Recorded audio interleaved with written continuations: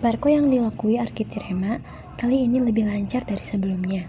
Tidak ada hambatan apapun, tidak ada turbulensi, tidak ada getaran-getaran.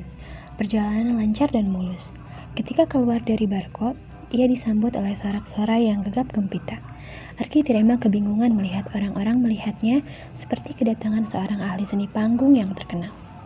Masih diliputi rasa bingung, seseorang menghampirinya dan berkata, "Selamat datang di planet kami.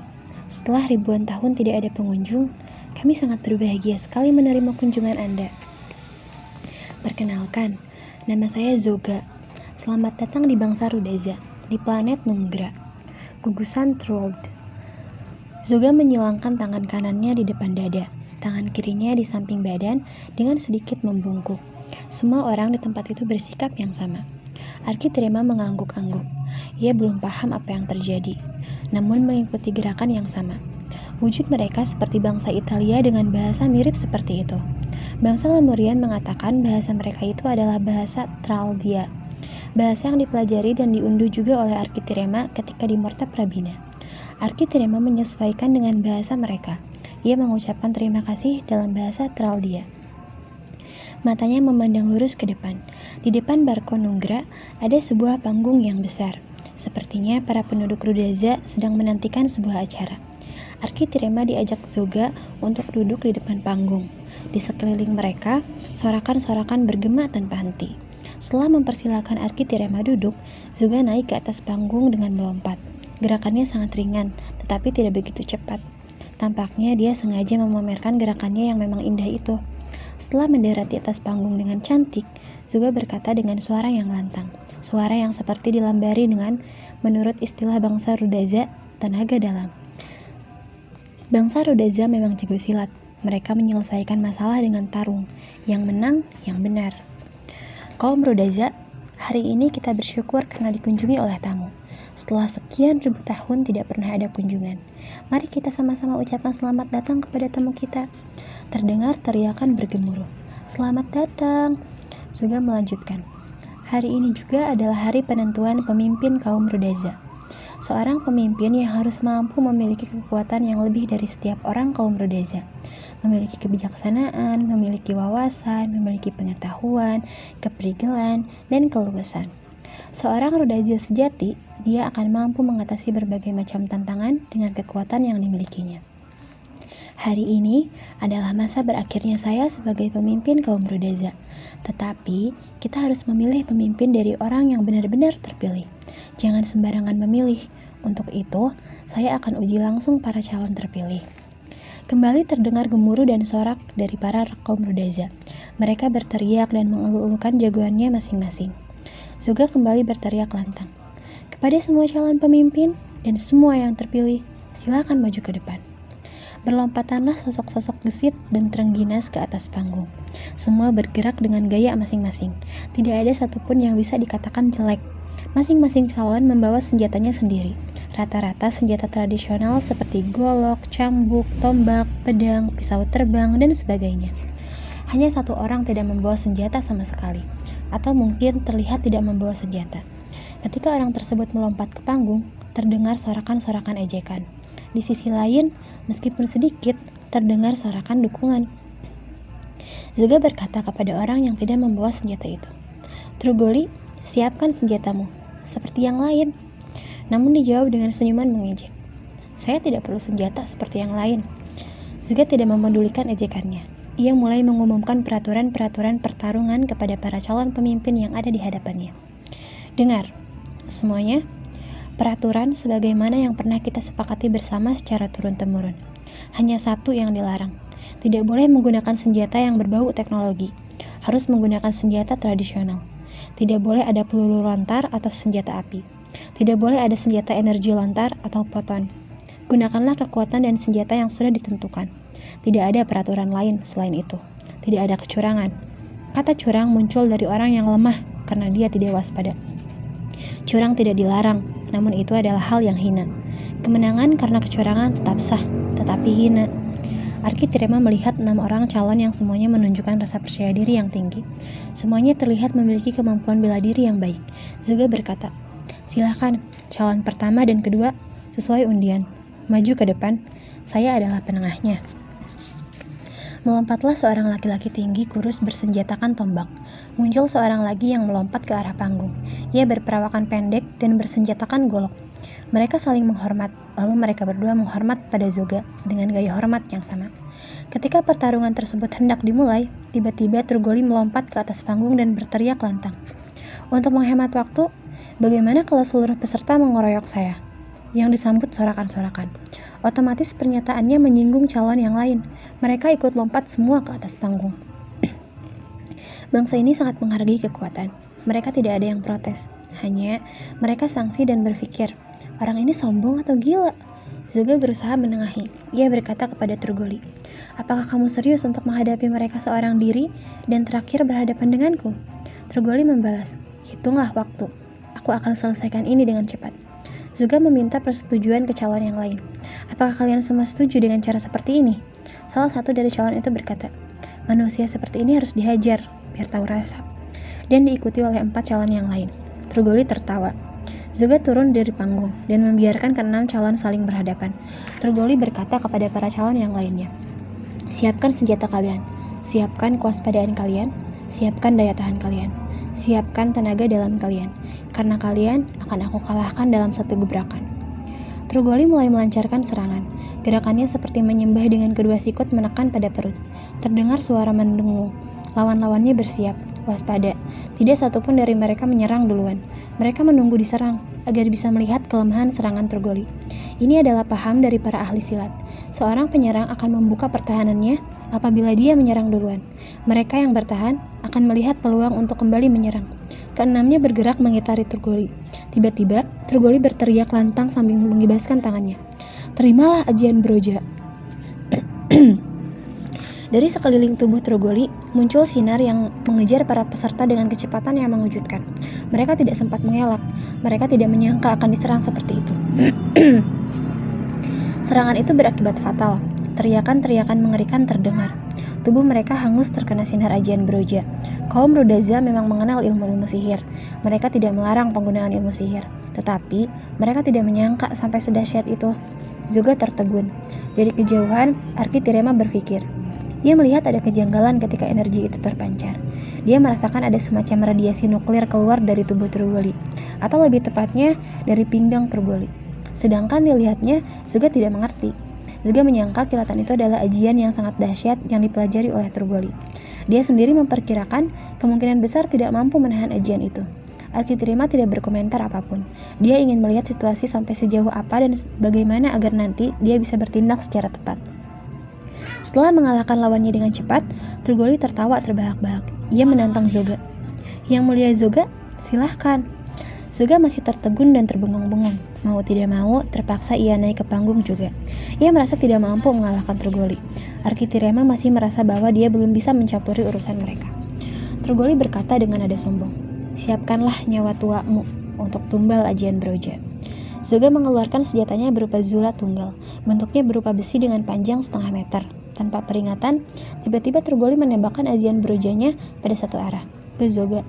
Dalam kondisi belum siap, Zoga sangat terkejut. Secara refleks, dia menangkis dengan Zula. Senjata Zula itu patah. Zoga terlempar keluar panggung. Semua penonton berteriak protes. Marah. Yang paling marah adalah anak dari Zoga. Zoga memiliki putri yang bernama Trianta. Dia juga seorang ahli silat yang mewariskan ilmunya secara keseluruhan dari ayahnya. Trianta marah sambil berteriak, curang! Ia melemparkan pisau-pisau terbang ke arah Turgoli. Tetapi Turgoli hanya tertawa sambil mengibaskan tangan. Pisau terbang itu semuanya berjatuhan. Dengan penasaran, Trianta kembali melemparkan pisau-pisau terbangnya. Kali ini Turgoli tidak bergerak. Dari pinggangnya muncul selubung berwarna merah tipis. Ketika pisau tersebut menyentuh selubung itu, semuanya patah. Turgoli lagi-lagi tertawa terbahak-bahak. Ini adalah ajian Broja yang dibentuk untuk pertahanan. Ilmu ini akan kuwariskan kepadamu seandainya engkau menjadi istriku. Trianta marah, tetapi tidak bisa berbuat apa-apa. Arkitirema lalu memeriksa keadaan Zoga. Didapatkannya Zoga dalam keadaan baik-baik saja. Arkitirema bertanya kepada Zoga, apakah Anda baik-baik saja? Zoga menjawab, badan baik-baik saja, tetapi kehormatan tidak. Zoga bangun. Ia kembali melompat ke panggung dan berkata, Turgoli, engkau memenangkan pertarungan ini dengan cepat. Kesaktianmu sungguh luar biasa. Kemampuanku masih jauh di bawahmu. Tapi, Bolehkah aku bertanya sesuatu padamu? Dari manakah kau mendapatkan kesaktian seperti ini? Sedangkan aku tahu hari-harimu adalah seorang pandai besi. Sejak dulu, aku memang mengagumi caramu menangani besi. Logam sekeras apapun bisa engkau kalahkan, dan engkau beri bentuk yang sempurna. Tapi aku tidak tahu kalau engkau memiliki kesaktian sehebat ini. Trogoli berkata dengan jumawa. Itu karena engkau terlalu memandang rendah orang lain. Engkau melihat orang lain dari sudut yang kau suka. Tidak pernah melihat orang lain dari sudut pandang yang lebih luas. Sekarang rasakanlah, kau terhina. Selama ini, aku dihina karena aku hanya seorang pandai besi, dengan ilmu silat yang biasa-biasa saja. Tapi sekarang, aku muncul sebagai pemenang, sebagai orang yang tak terkalahkan, tak terkecuali sang tamu. Trogoli menatap Arkitirema dengan jumawa. Arkitirema memandang Trogoli seperti melihat seorang pelawak. Dia tidak terkesan sama sekali dengan aksi Trogoli. Perawakan Trogoli memang kekar karena dia seorang pandai besi. Tapi itu tidak menunjukkan kekuatan. Sebaliknya, menunjukkan kebodohan. Arkitirema tidak melayani lawakan Trogoli. Dia bertanya kepada Zoga, bolehkah seorang pemimpin direbut kekuasaannya oleh mereka yang lebih kuat? Zoga menjawab, itu bisa saja, asal orang itu mampu mengalahkan pimpinannya dalam waktu kurang dari 5 menit. Apabila di atas itu, dianggap gagal. Kecuali apabila menunggu pemilihan pimpinan lebih lanjut yang biasanya diadakan 40 tahun sekali.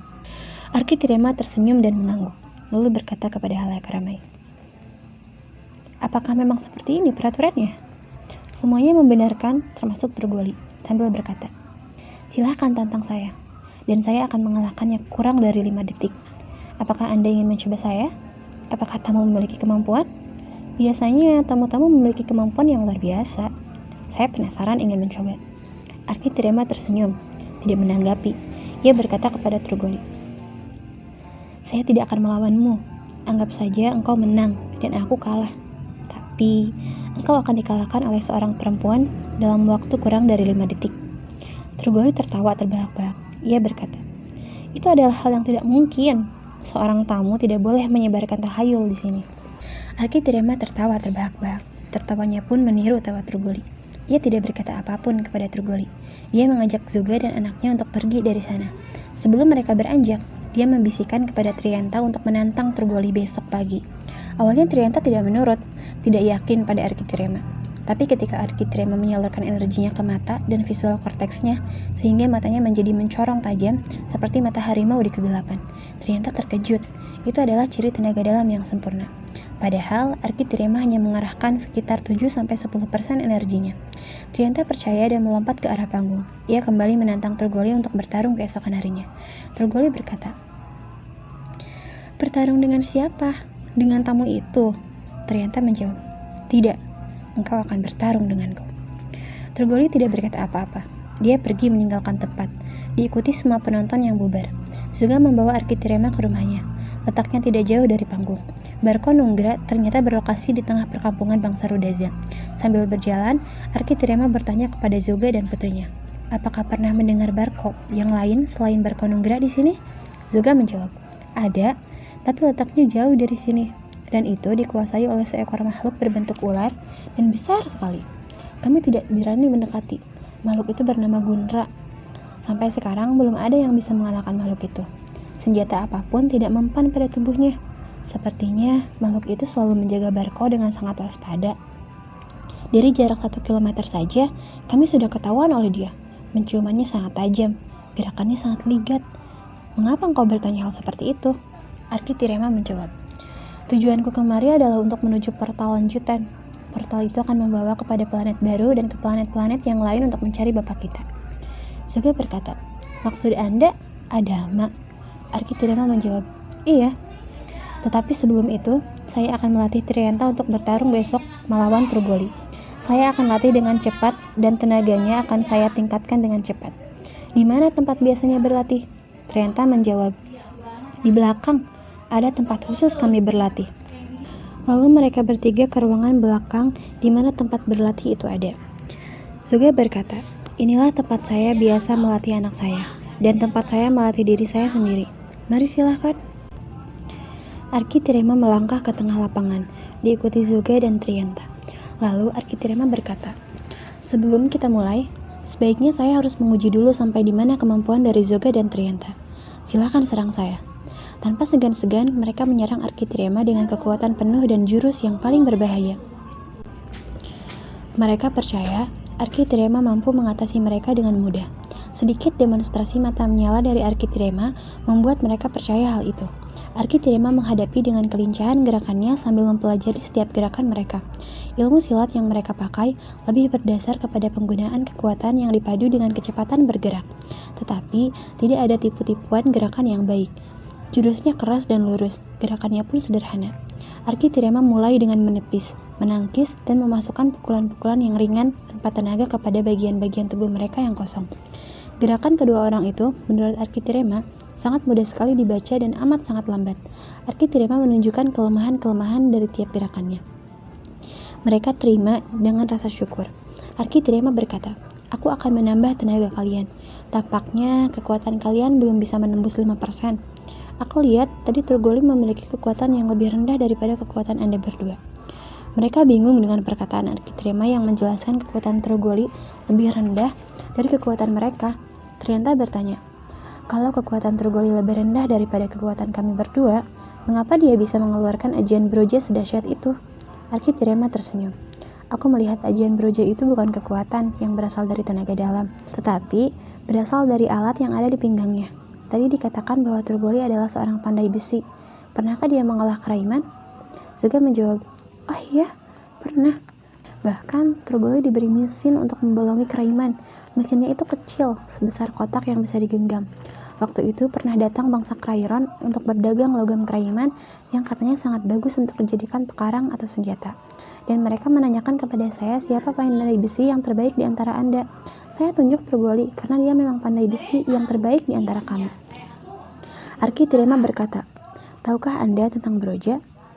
Zuga dan Trianta menggelengkan kepalanya. Architrema lalu melanjutkan, "Broja adalah alat untuk membolongi keraiman, semacam las, tetapi bisa juga dipakai untuk meluruskan dan meratakan. Dengan sedikit modifikasi, maka Broja bisa dijadikan senjata. Energi Broja itu bukan berasal dari proton, tapi dari nuklir. Makanya, Anda berdua dan semua penduduk negeri ini tidak akan bisa mendeteksi dan mengenali energi itu, karena berbeda dengan foton. Mungkin pengalaman Trogoli sebagai seorang pandai besi dan terbiasa dengan mekanik seperti itu membuatnya mampu untuk memodifikasi Broja menjadi sebuah senjata. Nanti saya akan ajarkan bagaimana mengantisipasi Broja tersebut." Zuga dan Trianta mengangguk-angguk tidak mengerti. Architrema kembali tersenyum karena tahu mereka tidak mengerti. Mereka mengangguk hanya untuk menghargai Architrema. "Saya hanya memperkuat seorang di antara Anda. Siapakah yang rela untuk saya perkuat?" Trianta dan Zuga saling berpandangan. Zuga memberikan perintah kepada Trianta untuk maju dan diperkuat. Architrema sudah menduga itu. Trianta mulai diperkuat oleh Architrema dengan menyalurkan energi dari ubun-ubun Trianta untuk mengakselerasikan sel-sel mitokondria yang ada di tubuhnya. Tahap selanjutnya memberi tambahan tenaga pada punggung Trianta yang membuatnya memiliki tenaga menembus tingkat 6%. Cukup untuk menghancurkan batu sebesar kerbau dengan hanya sekali pukulan. Di tempat latihan itu, ada sebongkah batu besar yang biasa dipakai untuk berlatih pukulan. Batu hitam yang sangat kuat dan keras. Dipakai berlatih beberapa generasi pun, batu itu tidak pecah dan tidak hancur. Konon, apabila mampu menghancurkan batu itu, maka kekuatannya tidak akan terkalahkan di bangsa Rudaza. Batu itulah yang dijadikan uji coba oleh Trianta. Dia penasaran apakah benar kekuatannya sudah meningkat. Dia meminta izin pada Architrema untuk mencoba kekuatannya pada batu hitam, sambil bertanya, "Apakah aku mampu menghancurkan batu itu? Batu itu belum pernah ada yang mampu menghancurkan. Orang tersakti di antara kami pun belum ada yang sanggup." Architrema mengerutkan keningnya. Ia berkata, "Apakah tidak ada batu yang lebih keras? Apakah di sini tidak ada batu asteroida?" Trianta menggeleng-geleng tidak mengerti. Akhirnya Trianta mencoba juga batu itu, sambil memandang kepada Architrema memohon petunjuk. Ayahnya, Zuga hanya menonton dari jarak jauh. "Pertama, tempelkan telapak tangan pada batu itu. Lalu salurkan energimu ke telapak tangan. Coba, sekarang salurkan." Trianta mencoba menyalurkan energinya ke telapak tangan. Terdengar suara Architrema, bukan seperti itu. Jangan sampai tersisa di perut. Jangan sampai tersisa di bagian yang lain. Pusatkan semua di telapak tangan. Fokuskan pikiranmu." Trianta mencoba menyalurkan energinya lagi dan memfokuskan pikirannya. Didengarnya Architrema berkata, "Nah, seperti itu." Ketika Trianta mulai bisa memusatkan energinya ke telapak tangan, Architrema memberikan komando untuk menghentakkan energinya sekaligus ke batu itu. Prup! Tidak terjadi apa-apa pada batu itu. Trianta memandang Arkitirema. Ia mengerutkan keningnya lalu bertanya, apakah saya gagal? Tidak terjadi apapun pada batu itu. Arkitirema tersenyum lalu berkata, hitunglah sampai 5. Trianta menurut untuk menghitung sampai 5. 1, 2, 3, 4, 5. Prul. Batu itu hancur menjadi debu. Batu itu hancur di bagian dalamnya. Trianta dan Zoga terbengong-bengong. Arkitirema tersenyum-senyum. Mereka belum pernah melihat kekuatan seperti itu. Mereka hanya pernah mendengar hal tersebut hanya bisa dilakukan oleh kakek dewa. Itu pun hanya legenda. Ternyata Trianta bisa melakukannya. Zoga melihat dengan mata kepalanya sendiri. Arkitirema berkata kepada Trianta, biasakanlah tenaga tersebut. Latih dengan baik dan benar. Besok engkau akan menghadapi Trugoli. Trianta mengiyakan dan mulai berlatih. Zoga dan Arkitirema meninggalkannya untuk membicarakan kelanjutan dan pertandingan. Arkitirema bertanya kepada Zoga, apakah masih ada sisa bahan keraiman di sini? Zoga menjawab, ada, tapi di bawah pengawasan Trugoli. Arkitirema bertanya, di manakah rumah Trugoli? Atau di manakah tanurnya? Zoga menjawab, rumahnya adalah tanurnya. Jaraknya sekitar 10 rumah dari sini ke arah kiri. Baik, kata Arkitirema. Saya akan mengunjungi rumahnya dan mengambil sisa keraiman yang ada di rumahnya. Kalau boleh bertanya, untuk apakah keraiman itu? Tanya Zoga. Untuk membuat perisai anti broja, kata Arkitirema. Lalu dia bergerak cepat, menghilang dari hadapan Zoga. Dari atap rumah Trugoli, Arkitirema menyelidiki keadaan rumahnya. Rumahnya besar, banyak lorong-lorong dan ruangan-ruangan. Arkitirema harus mencari dan menyelidiki di mana Trugoli menyimpan keraiman. Arkitirema turun, tanpa diketahui oleh orang-orang yang ada di sana. Dengan menggunakan kecepatan geraknya, ia menyelidiki satu persatu ruangan untuk mencari keraiman. Akhirnya ditemukan sedikit pasokan keraiman di ruangan belakang. Benar-benar terpencil dan tersembunyi. Arkitirema membawa keraiman. Ia kembali ke rumah Zoga. Arkitirema berkata kepada Zoga, dengan menggunakan keraiman ini, Trianta akan memiliki perisai anti broja. Membuatnya menggunakan apa? Tanya Zoga. Arkitirema kembali tersenyum. Ia berkata, tidak perlu peralatan apapun, cukup dengan peralatan bawaan dari Sang Pencipta. Zoga tidak mengerti. Menurut pikirannya, logam sekeras keraiman hanya bisa dibolongi oleh broja. Tidak mungkin kekuatan manusia mampu membengkokkan atau mengubahnya menjadi bentuk apapun. Arkitirema tidak peduli. Dia mulai menyalurkan energinya ke keraiman. Semakin lama, keraiman itu semakin memerah dan mulai melunak. Hanya dengan mengacungkan telapak tangannya ke keraiman dari jarak jauh, semakin lama benda tersebut semakin mencair, dibuat setipis mungkin, untuk menjadi bahan antruma. Ia bertanya, ukuran Trianta berapa ya? Zoga kembali bertanya, ukuran apanya? Arkitirema bertanya kembali, ya ukuran semuanya. Kira-kira kalau untuk ukuran ini, cukup tidak ya? Ia memperkirakan ukuran tubuh Trianta dengan ukuran baju yang akan dipakainya. Baju tersebut tidak dikombinasikan dengan nanotech seperti antruma pada umumnya, tetapi hanya berfungsi sebagai penahan panas saja. Molekular yang ada di antruma diperkuat energi Arkitirema sehingga mampu menahan radioaktif juga. Baju itu jadi dalam waktu 5 jam. Mereka kembali ke tempat berlatih. Dilihatnya, Trianta benar-benar giat dalam berlatih. Ia mulai mengkombinasikan penyaluran energi atau tenaga dalam dengan jurus-jurus silat. Jurus silat yang baru, hasil koreksi Arkitirema. Zoga berkata, berhenti dahulu latihannya, coba pakai baju ini.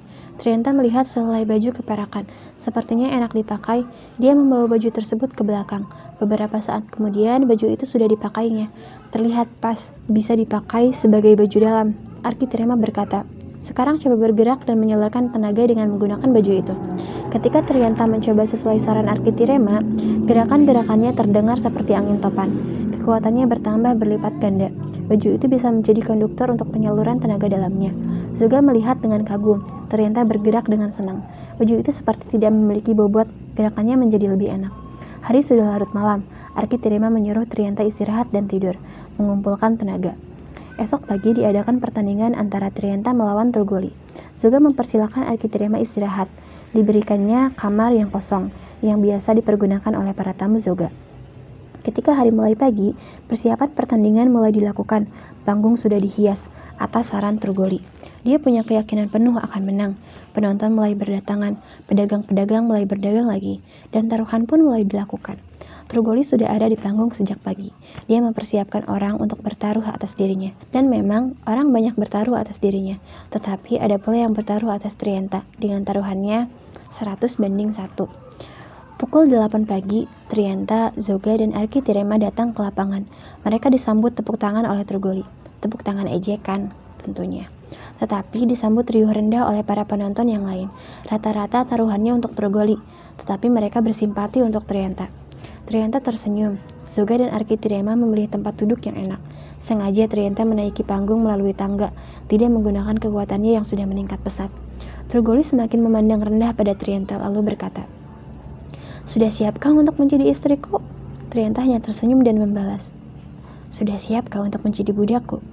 Trogoli marah, merasa dihina. Memang selama ini ia diperlakukan seperti budak oleh bangsanya. "Bersiaplah," seru Trogoli. Trogoli menyerangnya dengan gerakan-gerakan silat yang dia kuasai. Trianta melihat gerakan Trogoli sangat lamban dan lemah. Dengan beberapa kali egosan saja, semua gerakan dan serangan Trogoli dimentahkan dengan mudah. Bahkan di suatu kesempatan, ia melayangkan tamparan ringan ke arah kening Trogoli yang menjadi semaput dan kehilangan keseimbangan. Penonton tertawa melihat ekspresi Trogoli yang aneh. Matanya tidak juling ke tengah, tetapi ke samping. Kakinya membentuk huruf X. Ia bergoyang-goyang tidak tentu arah. Alangkah marahnya Trogoli. Ia merasa sangat terhina dan mulai mengeluarkan ajian broja. Hanya sekarang, ajian tersebut tidak dikerahkan ke semua arah. Satu arah saja, Trianta. "Terimalah ajian broja." Dia menembakkan ajian tersebut ke arah Trianta. Trianta masih ragu-ragu untuk menerima langsung kekuatan ajian broja. Ia teringat korban-korban kemarin. Dia mengenggos ke samping, sambil mencoba menahan dengan tangannya yang sudah dilapisi antruma. Terbukti, antruma mampu menahan ajian broja. Trianta tidak terpengaruh sama sekali. Bahkan energi yang dipancarkan Trogoli terpental ke atas. Trogoli penasaran, ditingkatkan kekuatan alatnya sehingga mencapai 50%. Ia kembali menembakkan kepada Trianta sambil berteriak, "Terimalah!" Sebuah bulatan energi yang besar melesat ke arah Trianta. Kepercayaan diri Trianta sudah naik 100%. Dia memasang kuda-kuda, lalu mengerahkan tenaganya. Disalurkannya ke arah dada yang merupakan sasaran dari gelombang atau bola energi tersebut. Terjadi benturan antara antruma yang disaluri energi dengan broja. Terdengar ledakan yang dahsyat, panggung menjadi roboh, hancur berantakan. Para penonton panik, tetapi karena rata-rata penonton pun adalah ahli-ahli silat, mereka semua bisa menyelamatkan diri. Yang kasihan adalah para pedagang, dagangan mereka hancur semua. Arena menjadi bertambah luas, masyarakat membentuk lingkaran yang lebih luas, tanpa panggung sama sekali. Semua kursi hancur, kecuali kursi Zoga dan Arkitirema. Mereka berdua tetap duduk pada tempatnya, tidak bergeming. Arkitirema mengeluarkan perisai untuk menahan getaran dan gelombang dari ledakan. Trogoli marah karena Trianta hanya tersenyum seolah-olah melihat kekelakuan anak kecil. Trogoli mengerahkan semua kekuatan dari broja. Arkitirema memperingatkan Trogoli. "Trogoli, jangan coba-coba menggunakan kekuatan broja secara penuh. Itu akan membunuhmu dan membunuh orang-orang yang ada di sekitarmu." "Hah? Coba saja kau hentikan, tamu. Jangan hanya pandai bicara saja." Trogoli berteriak marah. Menurut perkiraan Arkitirema, apabila Trogoli menggunakan kekuatan broja secara keseluruhan, maka akan terjadi pemusnahan massal. Sudah waktunya dia bertindak. Ketika Trogoli mengsetting kekuatan broja sampai maksimal, Arkitirema bergerak cepat melepaskan broja itu dari pinggang Trogoli yang tidak mampu menghindar atau melihat gerakan Arkitirema. Dan dengan kekuatannya pula, dia meremas broja sampai hancur, serta meredam radiasi sampai benar-benar hilang. Dan itu dilakukan hanya dalam hitungan detik.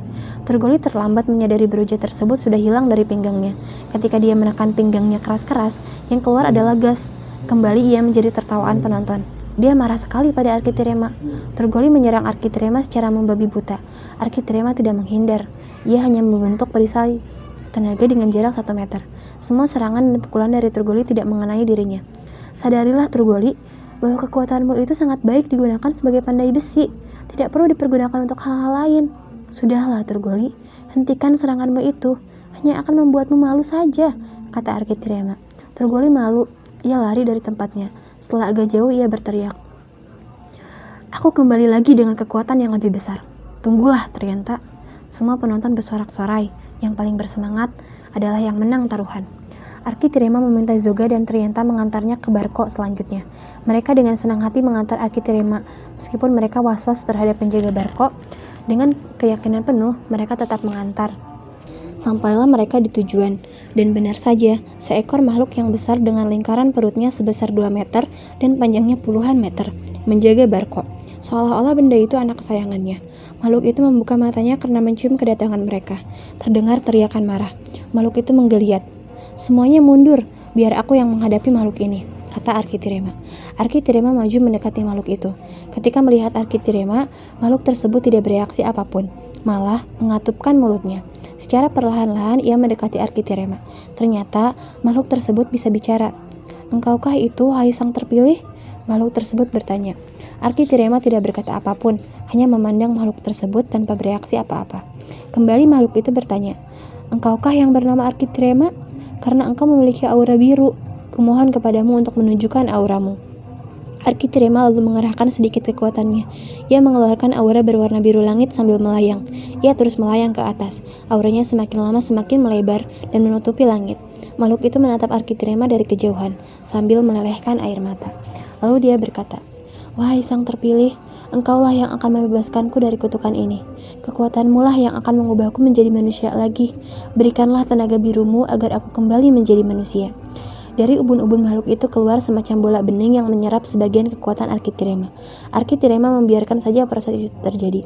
Semakin lama, tubuh makhluk itu semakin membiru, seperti aura Arkitirema. Makhluk itu melayang ke atas. Semakin lama semakin tinggi, lalu semakin memendek.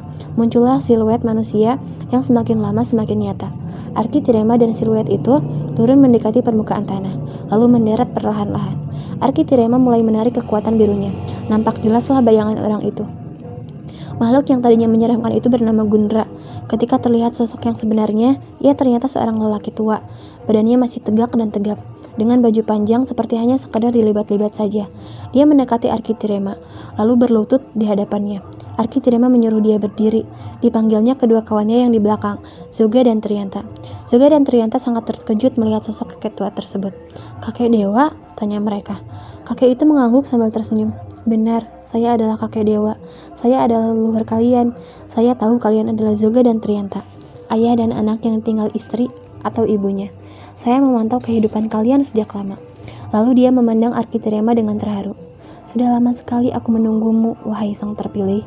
Aku menjadi makhluk yang menyeramkan ini karena ketamakanku sendiri. Aku berlatih tanpa batas, dengan harapan menembus batas kekuatan yang sebenarnya. Aku belajar dan mempelajari ular karena kulihat ular berganti kulit dan memiliki kekuatan yang luar biasa. Tetapi apa yang terjadi? Dan aku berubah menjadi benar-benar DNA ular, dan tubuhku menjadi sangat mengerikan dalam waktu 2 tahun, sehingga aku menjadi makhluk yang menakutkan. Kekuatanku memang menjadi luar biasa, tapi wujudku menjadi luar biasa pula. Ular biasa menakutkan." Dia menoleh ke arah Zoga dan Trianta. "Janganlah kalian ikuti apa yang saya lakukan. Cukuplah apa yang kalian miliki. Aku melihat kekuatanmu sudah melebihiku sekarang, Trianta. Engkaulah yang akan mewakiliku sebagai pemimpin dari kaum Rudaza. Engkau memiliki bekal yang lebih dari cukup dari sang terpilih. Kekuatan yang akan bisa dikembangkan menjadi kekuatan yang jauh lebih besar ditambah dengan bajumu yang baru itu." Kembali kakek dewan menoleh ke arah Arkitirema. "Aku memiliki firasat sejak lama bahwa akan muncul sang terpilih untuk membuat yang salah menjadi benar dan yang benar menjadi unsur kebenaran yang hakiki. Aku menunggumu di sini selama ratusan tahun, dan suatu saat engkau pasti muncul di hadapanku. Teruskanlah perjalananmu, wahai sang terpilih. Kunci ada pada dirimu." Arkitirema tidak berkata apapun karena tidak ada perlunya berkata apapun. Dia melangkah ke arah Barco, lalu membuka portal dengan menggunakan Plunge. Ia pamit ke arah mereka dan menghilang di balik Barco.